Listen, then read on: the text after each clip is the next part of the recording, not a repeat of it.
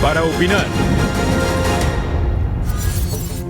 Gracias, muchas gracias por continuar con nosotros aquí en Mega Noticias TVC. Y es noche de lunes, noche para opinar, y saludo con gusto a mis compañeros Raúl Frías Lucio, director editorial de Mega Noticias, y Andrés Villarreal de Mega Noticias allá en Sinaloa. Muy buenas noches como siempre, y sobre todo muy buenas noches a usted que nos sintoniza. Damos inicio esta semana con el análisis de la columna de Carlos Loret de Mola en el periódico El Universal. Las víctimas batearon a AMLO y luego él las bateó, así lo titula. En ella, Loret resalta el hecho de que en el discurso político de López Obrador hay un tema que nomás no cuaja, el del perdón como respuesta a la crisis de seguridad que vivimos. Además, se refiere al fracaso de los foros de seguridad, donde las víctimas siguen exigiendo justicia. Este fin de semana, el equipo del próximo secretario de Seguridad, Alfonso Durazo, quien ha tenido que plantar cara a los reclamos, anunció que decidió cancelar los foros con víctimas programados ni más ni menos en Veracruz, Sinaloa, Tabasco, Morelos y Tamaulipas, 5 de las entidades más golpeadas por la violencia criminal. Hasta ahora, la idea del perdón ha reprobado el examen de las víctimas. ¿Es el primer gran fracaso del sexenio, incluso antes de iniciar?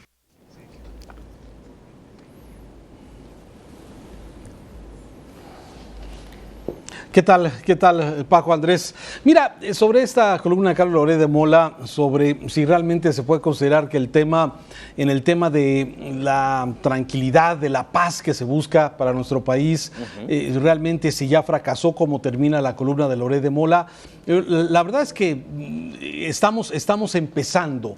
Lo que sí hay varios elementos que hay que considerar, ya que en este programa durante mucho tiempo, Paco, Andrés, se ha estado mencionando que uno de los principales temas, principal preocupación de los mexicanos fue precisamente el tema de la seguridad. Y así como López Obrador durante toda su campaña y durante los últimos años en que estuvo en campaña fue muy preciso en poder identificar con frases cortas, como dice Loret de Mola, cuál fue el sentir principal de la gente, y por eso ese gran respaldo que tuvo a partir del 1 de julio, pues el haber logrado que pues todo mundo consideramos en que hay que acabar con la corrupción y hay que lograr la paz en este violento país que nos ha tocado vivir. Sin embargo, bueno, estos foros que en un principio tú recordarás fueron planteados para que la próxima secretaria de Gobernación, el mismo Alfonso Durazo, próximo secretario de Seguridad Nacional, el mismo Encinas, fueran los organizadores para escuchar y poner a las víctimas, lo recuerdo muy bien, sí, en medio de la política pública que se vaya a implementar en el tema de la seguridad. Sin embargo, ¿qué pasó con estos foros? Desde el primero de Ciudad Juárez hasta los últimos, que fue aquí uno de ellos en Jalisco, pudimos ver lo que se fue generando en un reclamo general donde la gente, las víctimas, las familias de las víctimas, sí, simplemente no pueden perdonar. La gente quiere justicia, como en muchos de estos foros se terminó, la demanda de la gente era justicia, justicia, justicia.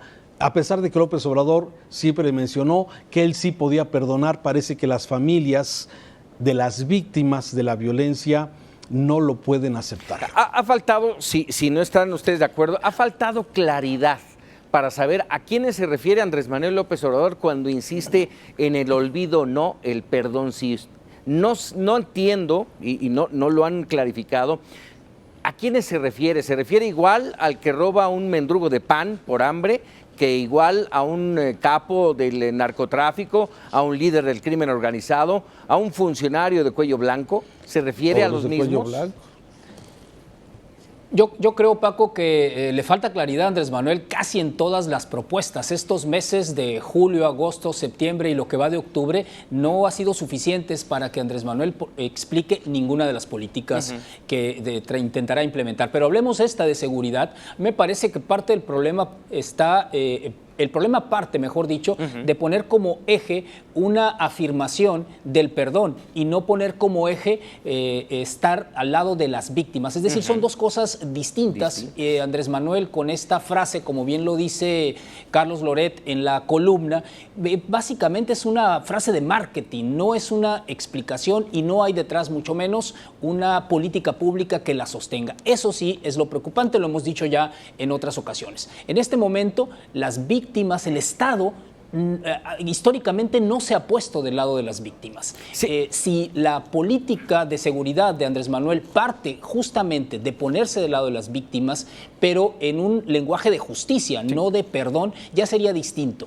Y creo que ahí es donde ha fallado esta explicación, y no ha fallado solo Andrés Manuel, hay que decirlo, ha fallado también Alfonso Durazo, porque sí, él no lo ha explicado claramente. Se acerca un poco más, quizás, la secretaria de Gobernación, la próxima secretaria de Gobernación, pero se acerca. No ha sido ni contundente ni clara en qué van a hacer en el problema principal que tiene este país, que es la seguridad. ¿Cómo van a ir bajando esos índices? Si en un principio se aplaudió el que se les diera voz a quienes ni siquiera se les escucha, se les ha escuchado a lo largo de muchos años en el reclamo de sus víctimas, se aplaudió en un principio, pero hoy, a la luz de lo que estamos platicando, agreguémosle que cancelan los próximos 5 foros en un grupo de entidades tal vez las más golpeadas, entre ellas justamente Sinaloa, Andrés. Y bueno, ¿ya no los van a escuchar? ¿Se acabó ese encanto?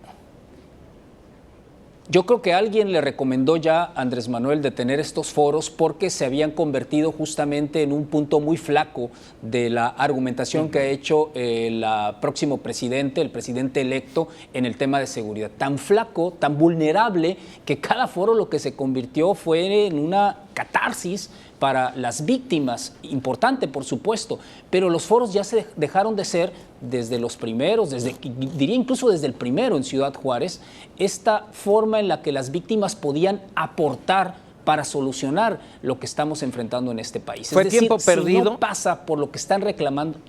¿Fue tiempo perdido? No lo creo que haya sido tiempo perdido. No creo que haya sido tiempo perdido. Mejor dicho, creo que no pudieron replantearse sobre la marcha lo que fue sucediendo en estos foros. Lo que primero reclamaba las víctimas es justicia y, como lo repitió Raúl hace unos momentos, no hay más palabra que se le pueda decir a las víctimas que eso, justicia. Y lo vienen haciendo desde Calderón, no solo desde Calderón, Enrique Peña y ahora obviamente con Andrés Manuel. Recordemos aquí, Raúl, y claro, a lo que estás diciendo es, una cosa es lo que digo en campaña y otra es una realidad a la cual seguramente no voy a poder acceder. Justicia. Mira, yo creo que López Obrador, y lo hemos visto a lo largo de la campaña y lo vemos ahora como presidente electo, coincido con Carlos Loret de Mola, es que escogió perfectamente las palabras, las frases que llegaban y que llegaron al sentimiento de muchísimas personas. Pero con el tema de las víctimas, a ver, ¿quién puede estar en contra hoy, Paco, de que queremos un país con menos violencia? Claro. Queremos un país con paz. No podemos tener todos los fines de semana como tenemos aquí en Jalisco, donde tenemos de 10 a 15 personas que son asesinadas violentamente en la calle solamente el fin de semana. Los más de 200,000 muertos que se calcula que hay en el acumulado de los últimos dos sexenios de Calderón y de Peña Nieto. Las más de 36,000 víctimas o familias que no saben dónde quedó su papá, sus hijos, sus esposos, los desaparecidos. Dime una cosa. La verdad es que es un problema grave, delicado. ¿Qué podemos esperar el 24 de octubre cuando se dé a conocer el plan de seguridad? ¿Qué nos van a decir? Híjole, mira, la verdad es que quisiéramos seguramente escuchar mucho. Ya hemos hablado, ya hemos visto un poco de por dónde va a ir. Claro. El tema de la legalización de algunas drogas, me parece que es una estrategia que está utilizando el gobierno, sin quizás considerar que muchos de los capos, de los delincuentes que se dedicaban al crimen de las drogas, pues ya migraron y se encuentran ya en otro tipo de crímenes como es el secuestro, el robo, el huachicol y otras muchas cosas. cosas, pero de algo quizás pueda servir. El otro tema, el crear ese mando único, esa gendarmería que en el tiempo de Calderón se había nombrado, que ahora será una Secretaría de Seguridad Nacional con mandos únicos y que además, bueno, obedezcan y que tengan esta facultad para poder tener esa coordinación con las policías municipales y estatales a través de esta Secretaría de Seguridad Nacional. Y el otro tema que tampoco ha sido clarificado, el tema de la amnistía.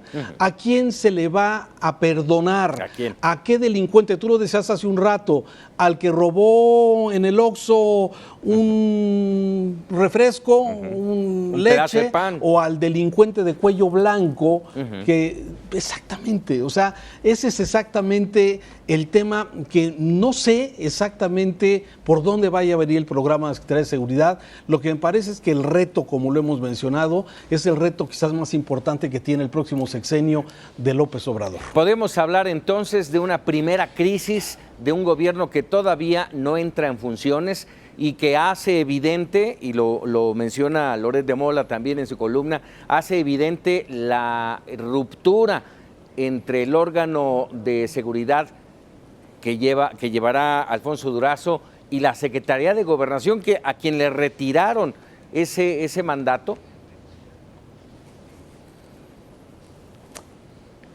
Yo creo que si Andrés Manuel en este anuncio no incluye 4 puntos básicos, estará ya mandando un mal mensaje. 1, la Fiscalía Autónoma, ese es fundamental. Y si no empezamos con ello a partir de diciembre, va a ser el primer gran error. El segundo, este anuncio que hizo de desaparecer el CISEN, él lo dice así, pero no hay gobierno en el mundo que no funcione con un aparato de inteligencia claro y confiable, por supuesto, que no lo hemos tenido nunca en este país. Esos 2 puntos son fundamentales. Y uno tercero me parece básico, es plantear cómo vamos a construir autoridades locales confiables en los municipios y en los estados, es decir, policías y ministerios públicos realmente confiables. Calderón nos dio una fórmula para construir ese aparato, no funcionó. ¿Cuál va a ser la fórmula de Andrés Manuel López Obrador para que yo salga de mi casa, me encuentre una patrulla y no piense que va a suceder lo peor? O que vaya a hacer una denuncia ante un ministerio público y no tenga miedo y prefiera no ir. Esos 3 puntos, si no vienen incluidos en el programa de Andrés Manuel López Obrador, ya de ahí, entonces sí, vamos a hablar de una gran crisis en el tema. Muy bien, vamos a hacer una pausa, regresamos, estamos en lunes noche para opinar, volvemos. Ya estamos aquí de regreso para opinar y otra columna que hemos querido comentar con usted esta noche es la de Raimundo Rivapalacio en El Financiero. La titula El Kinder de Andrés Manuel. Rivapalacio hace un recuento detallado de los escándalos que han sacudido al presidente electo. La novatez del gobierno entrante produce escalofríos. No han sido pocas las veces que los cambios de gobierno producen choques entre los que llegan y los que salen, crisis o largas y costosas curvas de aprendizaje. En este caso, las inconsistencias y las contradicciones, las divisiones dentro del equipo y sus conflictos, cada vez más públicos, añaden combustible al incendio. A ver, déjame preguntarte algo, Raúl, sobre este tema. Raimundo habla del Kinder y yo te pregunto, ¿podemos hablar de Kinder en todos los personajes, en todos los funcionarios del próximo gabinete de Andrés Manuel López Obrador? Porque estamos hablando de Carlos Ursúa, de Ebrard, de Olga Sánchez Cordero, no son de Kinder. No, muchos de ellos ya con gran experiencia en el ejercicio del poder en diferentes frentes. Lo que me parece, a ver, a mí me parece que durante este tiempo entre lo que gana la elección y va a protestar como presidente de este país, me parece que es correcto que haya correcciones, me parece que es correcto que haya redefiniciones, que se puedan recomponer muchas de las cosas que en campaña ellos mismos han dicho, se tienen que decir porque son campaña, pero lo que no se vale son de las cosas que puntualiza Raimundo en esta columna, por ejemplo, el tema de la próxima responsable de la CONACYT. Me parece que es un asunto completamente fuera de lugar cuando pide que se suspenda la entrega de las becas a los beneficiados de estos programas, cuando no están en funciones. Yo creo que hay una falta de conocimiento básico en algunos de estos funcionarios, ¿sí? De que hoy no son nada, son autoridades electas. Y de ahí adelante, a partir del 1 de diciembre, cuando ya proteste el presidente López Obrador y su equipo empieza a trabajar, a partir de ese momento tendrá que tomar las decisiones. Pero fíjate en esta transición tersa... Fíjate que, perdón que te interrumpa, sí, porque apenas el fin de semana, no me acuerdo si fue en Zacatecas o en San Luis Potosí, Andrés Manuel López Obrador dice, a ver, tranquilos, ya se acabaron las campañas, ya se acabó la campaña, yo ya no soy de Morena, hoy soy el representante de todos los mexicanos. Si a partir del presidente electo ya estamos oyendo esta sentencia, esta afirmación, entonces, ¿en dónde queda la administración de Enrique Peña Nieto? Claro, bueno, yo creo, Paco, que hay un interesante... Y como al rato seguramente tocaremos el tema del discurso del aeropuerto de hace unos minutos, que seguramente vamos a tocar, pero tienes una gran razón en este tema. Estamos viendo todavía esta combinación donde vemos a un presidente en campaña, a un presidente electo en campaña, y de repente lo vemos ya en funciones de una autoridad electa en que debe estar planeando su proyecto de trabajo a partir del 1 de diciembre. Pero este asunto que toca Raimundo Rivapalacio, el tema de la de CONACYT, el tema, por ejemplo, de la compra de la licitación para medicamentos, hoy es un asunto gravísimo. Aquí hemos hecho decenas de reportajes a nivel nacional, en Meganoticias, en los centros de salud faltan medicamentos, en el Seguro Social las recetas se surten a medias, en el Seguro Popular, ¿qué te platico? Pero lamentablemente esto es exactamente lo que puede ser una consecuencia grave en una mala decisión que se pudiera haber tomado. Afortunadamente parece que hay personas como Carlos Ursúa, que según el editorialista, el comentarista, el columnista, bueno, señala que corrigió la mala señal que habían mandado de que suspendieran la compra de medicamentos para los siguientes meses. Y bueno, y así es tema de las refinerías, y así el tema de la descentralización, y así muchos de los temas que en campaña, en este programa para opinar, los cuestionamos y platicamos qué tan factible era su realización, ¿no? Andrés. Hay un interesante guiño que hace Raimundo en el título de esta columna, el Kinder de Andrés Manuel. Es una ironía al final la que está haciendo, porque si algo no tiene el equipo de Andrés Manuel López Obrador es una corta edad. La gran mayoría incluso también tiene cierta experiencia, ¿no? Entonces, en esta ironía a mí me parece que toca Raimundo un punto fundamental que a muchos nos preocupa, y es esta explicación que en la transición están haciendo los funcionarios actuales, a quienes se supone estarán asumiendo el cargo a partir del mes de diciembre. Les han explicado muchas cosas y al final pareciera que hablaron con una pared. La información que hasta ahora se ha filtrado en relación a esas reuniones, que casi pediría yo, debieran ser hasta públicas, transmitidas por internet, porque parece que les están hablando a una pared, lo que hemos sabido hasta ahora. Es decir, les explican, no es posible hacer una refinería, por ejemplo, y les dan todos los datos y dicen, termina la reunión y dicen, bueno, entonces, ¿dónde vamos a hacer la refinería? ¿Qué pasa? ¿No entendieron alguna cosa? Yo creo que aquí necesitamos mucha participación ciudadana. No son unos niños de kinder quienes van a llegar. No está este país para curvas de aprendizaje muy altas. Es decir, todos tenemos que aprender cuando llegamos a un lugar, pero no pagar una curva de aprendizaje muy cara. Ya mencionó Raúl ahorita, no son unos parvulitos Marcelo Ebrard, Olga Sánchez Cordero, no es un parvulito Alfonso Durazo, debiera saber mucho, fue secretario particular desde Colosio hace muchísimos años, hace 20 años, o sea, deben conocer este país. Entonces es no inocencia. Es asunto menor dejar este tema. Entonces es inocencia, torpeza o una idea que no pueden llevar a plenitud. Raimundo lo dice en una parte de la columna, dice, es como si tuvieran miedo de decirle a Andrés Manuel que algunas cosas que prometió no se van a poder.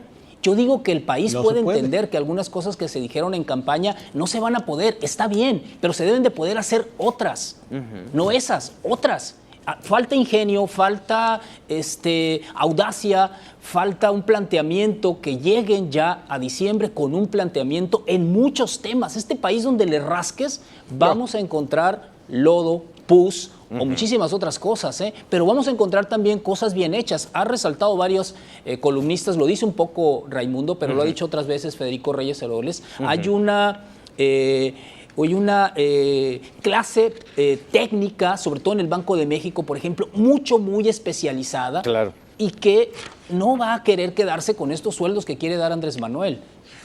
Entonces, ahí también hay otro punto. Es decir, el capital humano es básico para empezar a resolver uno por uno, parte por parte, los problemas que enfrenta este país. Y ahora que hablamos de inocencia y de torpeza en el entorno de Andrés Manuel López Obrador, yo quiero sacar a colación también un tema que pues se ha llevado ya, va para la segunda semana, el tema de la boda de César Yáñez. ¿Cómo lo ven, Raúl? Bueno, desde el principio comentamos, Paco, y cuando fue dada a conocer la noticia de la boda, antes de que fuera publicitada en Hola, comentábamos que si es un asunto privado, en donde el señor Yáñez o la novia o la familia de la novia pues quisieron gastarse su dinero, el que haya sido, en una boda de este tamaño, de estas dimensiones digamos, de opulencia, sí, de alguna forma, pues bueno, están en su derecho a gastarse su dinero como quieren. Claro. El tema es la incongruencia, Paco. Ese es el gran tema de la incongruencia de una cuarta transformación de una serie de colaboradores de Andrés Manuel López Obrador que entendemos que deberían de tener esa mística de austeridad, esa mística de ser discretos, de ser cuidadosos con lo que pudiera ofender al pueblo. ¿Y dónde quedan los deseos de la novia, al Raúl? publicitarse en la revista. Sí, no, por eso, o sea, a ver, entiendo que un hombre enamorado, y ustedes lo deben de saber perfectamente, un hombre enamorado hace lo que sea. Sí, pero sí, yo aquí a lo que voy es que de alguna forma, al publicitarse esta boda, ya en una revista de estas características, que además fue el vehículo con el cual la familia presidencial de Peña Nieto, su hija, su esposa, el que desató el escándalo de la Casa Blanca, una revista que muestra la poca o la realidad de muy poquitos, y que de alguna forma se publicitara esta boda, de alguna forma muestra una señal incongruente, y sobre todo porque el señor Yáñez pues manejaba el tema de la comunicación, era, digamos, el vocero, él sabe los impactos que genera un medio de comunicación como la revista Hola, o sea, no vas a ciegas, pues eso es lo que de alguna forma me parece que es delicado. Ha dicho López Obrador, y tiene razón, el que se casó no fui yo, no fue mi boda.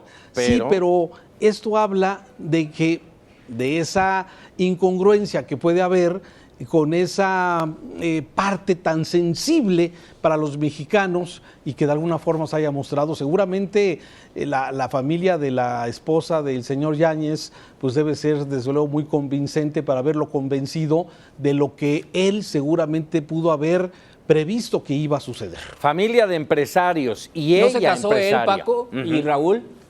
Sí, no se casó él, pero no se casó Andrés Manuel, pero se casó su alter ego. Es decir, no se casó cualquier funcionario cercano a Andrés Manuel. Se casó el más cercano colaborador de Andrés Manuel López Obrador. Estuvo con él en las durísimas, en el año 2006, cuando la primera derrota. Y no se separó de él desde entonces, cuando un entorno muy compacto se le estuvo separando. No se casó cualquiera. No se casó él, pero sí se casó su alter ego, un hombre más cercano, y con esta fachada, digámoslo así. Es verdad, es un asunto privado, pero la vida de personajes públicos en algunos de sus elementos también se vuelve, la vida privada también se vuelve un asunto público, porque tiene una repercusión. Porque habla esto de que tú acabas de decir hace un momento, Raúl, de la congruencia. No en balde vemos mucho en el periodismo sajón cuando se ventilan que si un senador o un candidato tiene una amante, por ejemplo,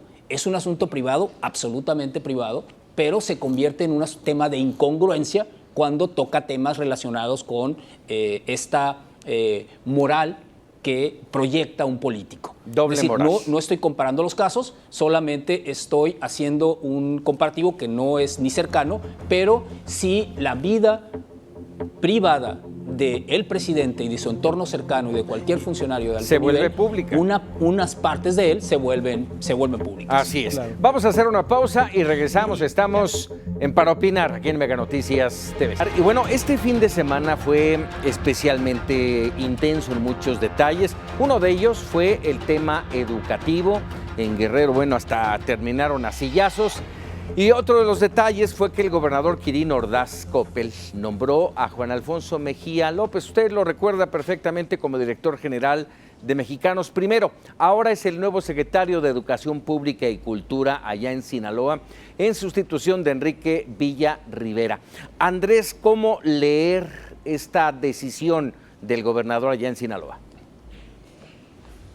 Pues lo primero que seguramente no existe es la ingenuidad, obviamente. El perfil de Juan Alfonso Mejía que ha seguido los últimos años va en relación en compenetrarse de manera total en el tema educativo bajo la vertiente que ha hecho Mexicanos Primero, que es, primero que todo, meterse a investigar todo el tema educativo y ir señalando en este desmenuce que se hace del tema educativo la serie de errores en los que hemos incurrido en este país en el tema educativo. Uno fundamental es este gran poder que tenía el sindicato, muy mermado, hay que decirlo. Si algo se ha obtenido de los muchos pasos que ha hecho Enrique Peña, que no, eso sí no se los reconocen, es justamente en el tema educativo. Uno de ellos principal, le quitó a los gobernadores la posibilidad de pagar la nómina, es decir, absorbió la nómina y ahora el gobierno federal la paga. Esa parte es buena porque ahora sí es posible vigilar algunas de las cosas. A ver. Otra fundamental es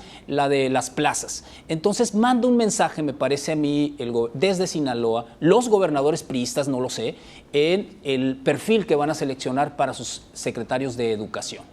A ver, dime una cosa, y Raúl también te lo cuestiono. Juan Alfonso Mejía ha sido un crítico, un duro crítico, junto con Mexicanos Primero, sobre temas del sistema educativo, sobre cómo se está llevando, sobre la infraestructura, sobre las necesidades de un examen para de actualización para los maestros. Hoy, como secretario de Educación, ¿se va a tener que ceñir a lo que dicte la Secretaría de Educación Federal? En resumen, Paco, Mexicanos Primero es un defensor de la reforma educativa. Ajá. En sus grandes temas, sí, ¿no? Sí. Totalmente. Ahí de entrada. Sí. Ahí de entrada. Entonces, sí, a ver, Mexicanos Primero ha sido el organismo que ha defendido, que promovió la reforma educativa. Fue un organismo que estuvo criticando fuertemente la forma en cómo se evaluaban a los maestros, se criticaba la forma en cómo se entregaban las plazas a los maestros, a los directores, no por sus capacidades ni por sus conocimientos, sino por la relación con el sindicato y con la burocracia dorada de la Secretaría de Educación. Así fue como se daban este tipo de hechos dentro de la Secretaría de Educación. Viene la reforma, Mexicanos Primero fue, yo diría, uno de los principales promotores y además, pero no solamente como promotores de la reforma educativa, sino también haciendo algo que a mí me parecía muy interesante, que era el que se valorara el trabajo de los buenos maestros, más allá de sus logros sindicales, sino de los buenos maestros. Aquí en Jalisco, cada año se reconocía a los directores, a los maestros, a los trabajadores de cada una de secundarias, de primarias, que hacían bien su trabajo y que eran reconocidos por las personas. Por lo que me parece que esto que sucedió en Sinaloa es significativo, porque, bueno, se sigue pensando que si nombran como secretario de Educación al que fue director de Mexicanos Primero, entiendo que seguirán bajo esa línea. Aquí el tema es, bueno, Esteban Moctezuma y el nuevo secretario federal, sí, hacia dónde van y cómo van. Ya han dicho que esta reforma va para atrás, lo ha dicho una y otra vez López Obrador, a pesar de que hemos encontrado algunas cosas de beneficio Positivas. En la reforma educativa positivas, como es, por ejemplo, la entrega de plazas. Anteriormente las plazas se entregaban simplemente porque los normalistas en las escuelas normales, sí, simplemente las exigían, salían de la normal con su plaza en mano. Ahora tienen que hacer un examen de oposición. Claro. Y se te llevarán las plazas los que realmente tienen la posibilidad. Me parece que es... Va a suceder... ¿Perdón? Adelante, va a suceder Andrés. una situación gravísima porque el presidente electo, Andrés Manuel López Obrador, va a asumir en diciembre, es decir, a mitad del ciclo escolar. Y en esos momentos será lo más complejo hablar de cambios en la reforma educativa. Yo creo, Raúl, que esto de va para atrás, que dijo muchas veces Andrés Manuel y moviendo su dedito como hacia la espalda, eso de va para atrás, me hace que va a ser otras de las palabras que se va a tener que tragar Andrés Manuel López Obrador. Quizás en el tema laboral vaya a haber muchos cambios en el tema laboral, es decir, el apartado que se refiere a el tema laboral en la reforma educativa. Eso sin duda también necesita una revisión, pero se me hace que ahí se va a tener que tragar otras palabras. A ver, ahí déjeme agregar lo que pasó en Guerrero este fin de semana, donde terminaron a sillazos la gente del CENTE y la gente de la CETEC, y en todo el entorno está el tema de la maestra Elbester Gordillo y su posibilidad, ya rumor, de que regresa a ser la lideresa. Esto va a generar mayor conflicto también. Sí, porque antes Yo era un creo que conflicto de todos dos, los Paco. seguidores del Antes era el estaban conflicto de la agazapados, coordinadora con el sindicato. Ahora, de alguna forma, me parece que el tema es que el sindicato se divide también en dos, ya que Juan Díaz, el actual líder del sindicato, bueno, pues también ya tiene su fuerza, tiene su liderazgo, seguramente va a defender su posición. Llega la profesora Elbesteris, que tiene muchos seguidores dentro de las secciones de los sindicatos de maestros. Hay muchos hombres que le rinden a la maestra su posibilidad. Y por otro lado, los de la coordinadora que siempre ha tenido también su propio espacio. Así es que esto, quizás estamos viendo lo que pasó en Acapulco este fin de semana, quizás sea simplemente la entrada de lo que vamos a empezar a ver hacia el interior del Estado, luego de que, bueno, en cierta forma, directa o indirectamente, López Obrador le dio una empujadita a la maestra Elbester Gordillo, y que de alguna forma pues le da también posibilidades, aunque ha dicho que la vida independiente de los sindicatos se va a respetar, que no va a intervenir al interior. Ya lo veremos. Por lo pronto me parece que lo que vimos en Acapulco estaremos viendo algo más. Otro tema relevante es que hoy, en un video difundido en redes sociales, el presidente electo Andrés Manuel López Obrador insistió en que él y su equipo serán imparciales en el debate, en la consulta, en la decisión final de los mexicanos sobre el nuevo Aeropuerto Internacional de México. Señaló que un estudio de la Organización de Aviación Civil Internacional asegura que sí es posible operar simultáneamente el actual Aeropuerto Internacional de la Ciudad de México y las dos pistas del aeropuerto de Santa Lucía. Dijo, no me voy a meter, no estoy tirando línea, pero bueno, de alguna manera está diciendo sí se puede. A ver, yo creo que sí tiró línea. ¿Sí? Ese mensaje que duró más de 17 minutos, de alguna forma, donde primero señala lo que tú dices, de ese estudio, que habrá que conocerlo, porque el que difundió los documentos que la misma casa del presidente electo dio a conocer para la consulta del aeropuerto, donde estaba el estudio de esta organización Mitre, que veía el riesgo de que pudiera haber vuelos del aeropuerto nuevo de Texcoco y la base de Santa Lucía, donde podría haber zona de riesgo, ¿sí? Eso lo dice Mitre. Bueno, eso en los documentos que daba a conocer la misma oficina de López Obrador. Hoy nos habla de este otro documento que hay que verlo, hay que analizarlo, ver qué organización es. Pero me parece que sí da línea, porque no solamente nos dice esto, así es, habla también de que, bueno, se están pidiendo 88 mil millones de pesos para que el gobierno federal le ponga al nuevo aeropuerto de Texcoco. habla también de la imposibilidad de que el nuevo aeropuerto de Texcoco funcione y la base de Santa Lucía y el aeropuerto Miguel Hidalgo dejarían de funcionar. Así es. ¿Sí? Así es. Entonces, estamos hablando de que de alguna forma López Obrador, queriendo o no, como insistió en su video, me parece que él está a favor de que se construyan 2 pistas en el aeropuerto de Santa Lucía, de la base militar de Santa Lucía, y que siga operando el aeropuerto Miguel Hidalgo como actualmente lo está haciendo. Eso es lo que de alguna forma yo entiendo el en Benito este Juárez. video, aunque él señala que el próximo jueves... Benito Juárez. Perdón, el Benito Juárez de la Ciudad de México, disculpe, Miguel Hidalgo es el de Guadalajara, disculpa. Sí, el Benito Juárez de la Ciudad de México. Así es que me parece que de alguna forma López Obrador da también otro elemento en este video, el que fue despedido el comandante de la Fuerza Aérea por haberles dado información. A ver, trae varios elementos este video de 17 minutos, que yo creo que habría que analizar cada uno de estos puntos, pero me parece, desde mi particular punto de vista, que sí hay línea. Y además nos deja un tremendo problema para adelante con este tema de los 88 mil millones de pesos que el gobierno de Peña Nieto está solicitando para seguir con las obras. Está dentro de su valga el término, dentro de su pecunio. Sigue siendo el presidente de México, la administración sigue siendo la suya, el dinero lo puede seguir y solicitando. Qué enorme problema le va a llegar a México y a la nueva administración.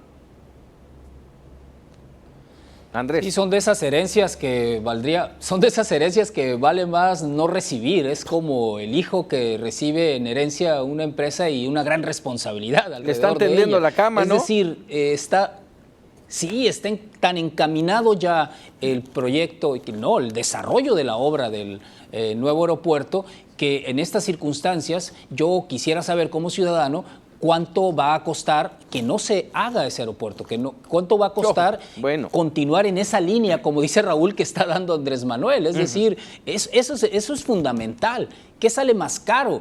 Dejar de hacer este aeropuerto que ya está en marcha o este plan que está proponiendo.